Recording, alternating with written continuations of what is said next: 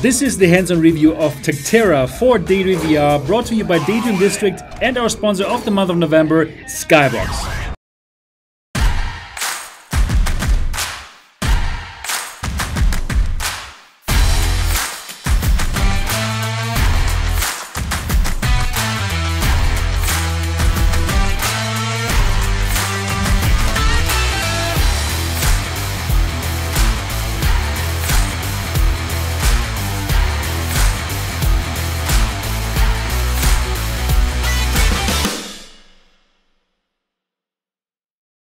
Hi and welcome here to this hands-on review of Tactera for Daydream VR. As you know, my name is Sebastian Ang and this channel is called Daydream District, bringing you the latest and greatest of Daydream VR. So if this is your first time here and you would like to stay up to date about anything Daydream VR, consider subscribing and clicking the bell button so you don't miss anything. Tactera is new on the Daydream Play Store and you can get it for €9.99. Link is in the description below. Now, Tactera is the successor to the awesome Darknet from E. McNeil, a game that I loved very, very much. And full disclosure here now, Tactera is our Daydream District co-sponsor of the month of December. So for the sake of transparency, I needed to let you know. So let's get back to the game. So Tactera is a real-time strategy game, and here it tells us that we are the blue forces and our goal is to destroy the enemy, the orange forces. And we have those white bases which are neutral and we need to get them in order for them to help us defeat the enemy. Now these bases will automatically produce new units which will in turn help us to conquer other bases. And we deploy the units by selecting one of the bases, like for example now the one on the left top, and then we simply click on the destination and from there it will simply do what it's supposed to do, which is conquer the base that we selected. So now I'm choosing here. You know what, actually just now I thought I can move the whole base, but actually no, I choose the base and then I choose the enemy base, and now you see my units are being deployed, and in this case these are some air units. As you can tell here now, they are attacking the white neutral station. Now whenever there's this kind of white ball floating above my units, my base stations, that means it's ready for being deployed. And now look at this, there was some kind of artillery unit that was shooting a rocket. Now I was shooting it in completely the wrong direction and I didn't hit anyone. Anyways, I was just told there's no friendly fire, so no harm in not being able to hit the enemy here. Now the tutorial tells me I should go for the closest base first, because once I get this base I will get more units which I can use in order to go for the next base. So I'm going to do that. I'm going to get this white base here which is closest to my blue units, and well, hopefully I can conquer it soon so that I can go and conquer those orange bases, the enemy bases. And I think it looks cool, this game looks cool, this kind of holo style where the battlefield is directly projected in front of you. It is very well done, I think. Okay, and there now I did get the first base. And it tells me here that I can choose what I want this base to be. It could be artillery, tanks and fighters, at least in this particular battle. Okay, I'm going to go for the fighters. We'll see how that will play out. And now, as you can tell, the units which have just conquered this base are already going to the next base automatically. And the tutorial tells me now if I click on my own friendly base and hold down the button, then I can upgrade this unit or I can boost it. Now boosting means that this unit will produce more for a limited amount of time but then will stop producing, and upgrading means that it will not produce any soldiers or whatever it does for a certain amount of time because it's upgrading to the next level, and then it will produce double as many units. And here it just told me that the units will never stand still, so if I conquered one of the bases, it will automatically go to the next neutral or enemy base. Now, this particular battle looks very good now for me. There's only 3 units left, no, 3 bases left that I need to conquer. And I have 5, so yeah, okay. But I shouldn't be too proud here, because this is only the tutorial. But now I'm going to deploy all my units here to that orange base on the bottom. Let's see how long I will need to conquer it. But this should be very fast now, because, well, there's simply so many units, and I want the unit on the bottom. Now I can choose what type of unit that should be. And again, I'm choosing fighter here.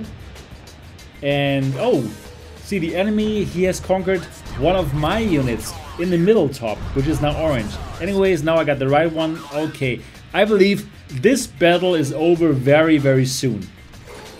The tutorial battle at least, and then we will go into the real game and have a look at that one.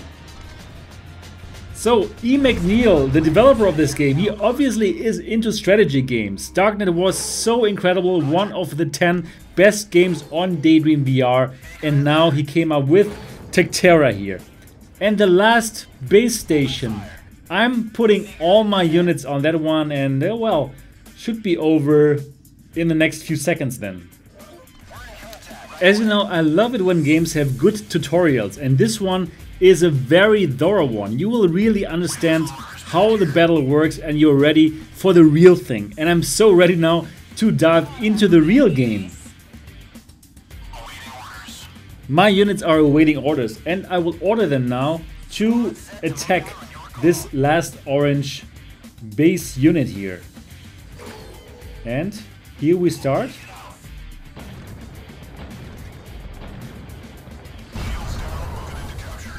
And that's it. Victory. Okay. Quit. And now let's have a look at the real game. Tactera by McNeil.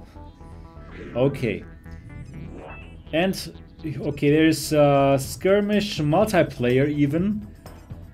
Options and campaign. Let's have a look at the options first. Okay, language, camera controls, and so on and so forth. No, we don't need that. Let's directly now go into the campaign and let's see how that looks. What you see here right now is the main chessboard, I would call it. So this is the main chessboard. On the left, you're seeing the blue pieces, my blue army, and on the right, you see the enemy army. And in the middle, you have some neutral pieces. And what I can do now, I can put those tanks, those reinforcements, onto those hexagons. And from the hexagons, I can move those tanks to the next adjacent hexagon. However, I always have to leave one of the tanks within those hexagons. Now, if in any of those hexagons there's one of your tanks and one of the enemy's army's tanks, then you gotta fight it out for that hexagon, and those fights look exactly like those fights that we have seen in the tutorial. So there's more depth to this game than to Darknet, and that is pretty cool. What I'm doing right now, I'm moving my tanks forward in order to get those neutral hexagons. However, then the enemy, it's the enemy's turn, and the enemy is probably also going to place some of their tanks into those neutral hexagons, and then we gotta fight it out. So now I'm going to read that first, what it says there, but then I'm going to click on end turn, and it's going to be the enemy's turn, and then we have to see what happens. So first of all, the enemy is deploying some reinforcements.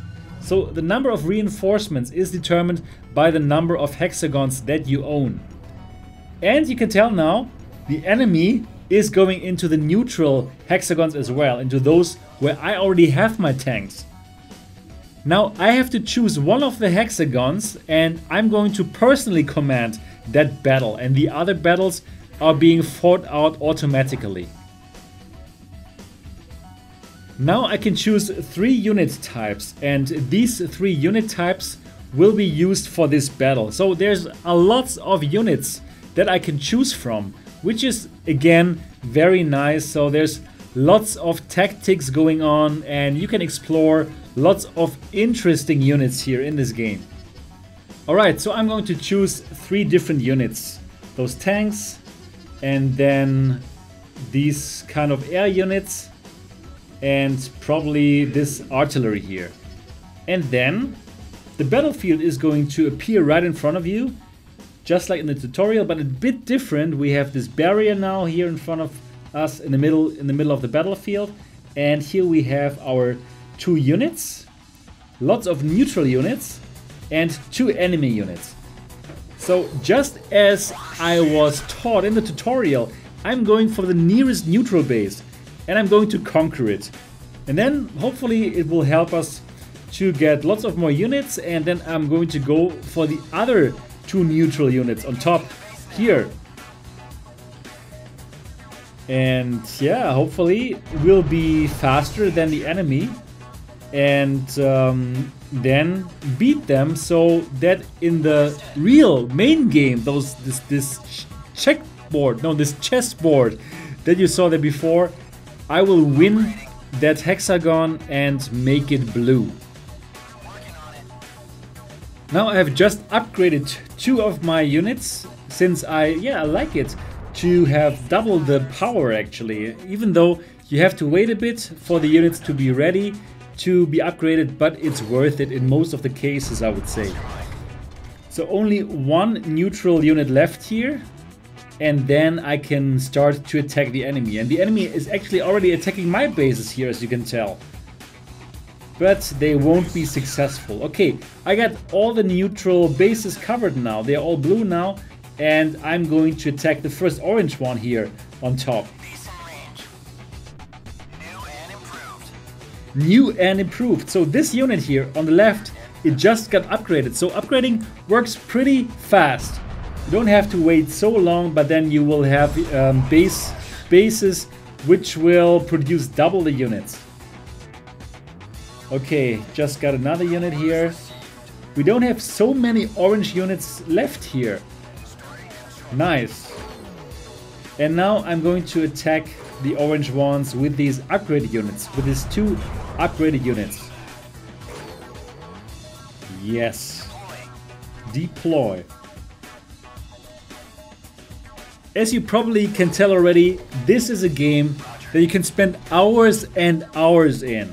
Just like Command and Conquer, or can you remember this Advance Wars on the Game Boy? Oh my goodness, I love this game. And now we got something similar in VR on Daydream VR. So it seems that the developer eMcNeely really loves this kind of strategy games.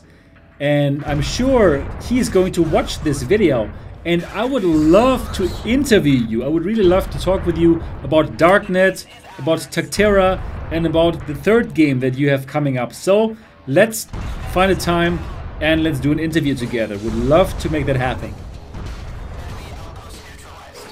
Alright, we only have 2 base units left, 2 enemy bases left. Now only 1. So this looks very good for me. It seems like I can win this hexagon and make big gains on the battlefield, on that chessboard that we're going to return to now. Here it is. And now victory. This turns blue. And also the hexagon on the top turns blue. Just there was one that I lost. So, as you can tell, depending on how many hexagons I have, I will get the according number of reinforcements here that I can deploy. Anyways, we are already over the 14-minute mark. So it's time for me to end this review. And again, I have to say that Tactera is our co-sponsor of the month of December. However, my opinion cannot be bought, so this is my personal opinion. Also, I do not allow games that I don't like to sponsor this channel. So yes, I do like Tactera. I think it's a great successor to Darknet. It even has more depth to it, And wow, I am going to put lots of hours into this game. There's no question about it. So yes, I would buy this game, 10 euros, and you will get so many hours of entertainment here. At the end of this hands-on review, I would like to thank the Daydream District co-sponsors of the month of November, which are Gunjack 2, Darknet, and Vicarious. Gunjack 2 End of Shift is one of the blockbuster games for Daydream VR. Transporting you to the dangerous outer ring of New Eden, Gunjack 2 End of Shift is the sequel to the critically acclaimed and best-selling VR shooter set in the EVE universe. Darknet is a strategy puzzle game in which you play as an elite hacker in the net. Plug into cyberspace using viruses, worms and exploits to steal the data before your signal gets traced. Vicarious is social media in 360 degrees done right. Create Vicarious stories using 360 degrees photos or videos and embellish them with text and audio to add emotion and tone. Then share these awesome 360 degrees slideshows from your smartphone in either Magic Window 2D or VR. And that's it for this hands-on review of Tactera for Daydream VR. I hope you enjoyed this video. If yes, give it a thumbs up. And if you love this channel and would like to support me so I can keep on producing content like this, check out the Daydream District Patreon page. The link is in the description below. But now, keep on daydreaming and see you in the next video.